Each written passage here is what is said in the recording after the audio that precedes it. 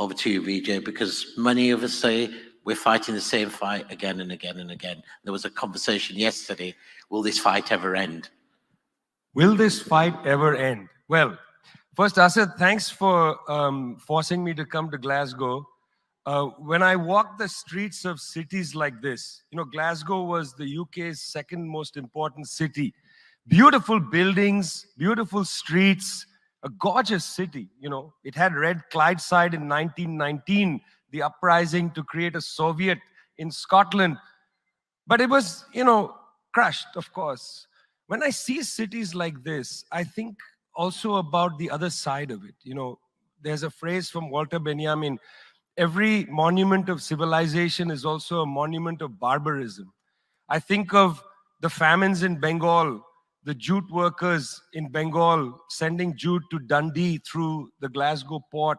I think of human beings from Africa enslaved and brought from Ghana to the New World, and all those prophets getting sucked into cities like London and Glasgow.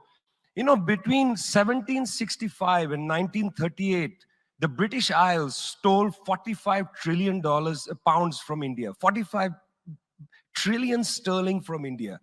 We never got paid for that. When the British left India, when we threw the British out, our literacy rate was 13%.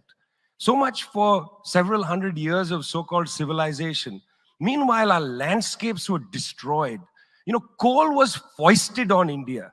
You foisted coal on us. You were the ones that came and made us coal dependent. And then you left, and now you dare to condescend to us. When I listen to Boris Johnson, when I listen to people like Joe Biden, when I listen even more to Emmanuel Macron, all I can think of is how condescending you are. You condescended to us 400 years ago. You condescended to us 300 years ago. You condescended to us 200 years ago. You condescended to us 100 years ago. You're condescending to us today. You only know condescension because for you, colonialism isn't something that happened in the past and we defeated you. It's not that. For you, colonialism is a permanent condition. And that permanent condition happens in two ways.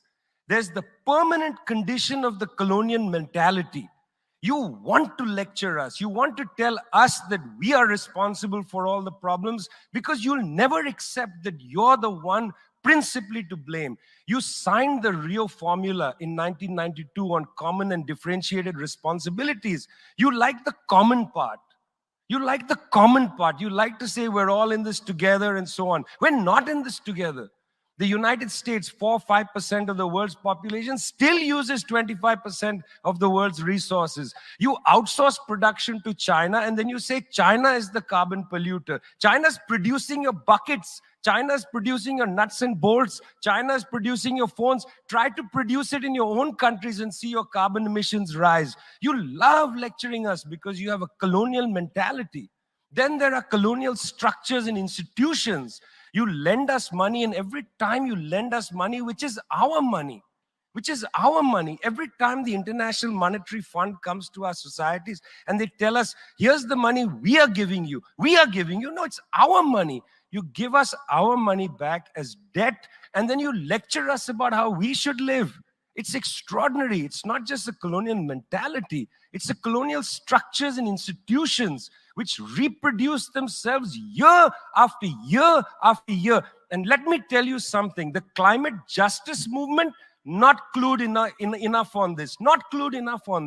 The climate justice movement is a movement that says we're worried about our future. What future? What future? Children in the African continent, in Asia, in Latin America, they don't have a future. They don't have a present. They're not worried about the future. They're worried about their present. Your slogan is, we're worried about the future. What future? That's a middle-class bourgeois Western slogan. You got to be worried about now. 2.7 billion people can't eat now. And you're telling people, reduce your consumption. How does this sound to a child who hasn't eaten in days? You got to clue into this, guys. You got to clue into this. Otherwise, this movement will have no legs in the third world. No legs. Later, I'd like to tell you about the International People's Assembly, a network of 200 political organizations that we're setting up, rooted in the global south. We want to tell you what our issues are, but are you willing to listen?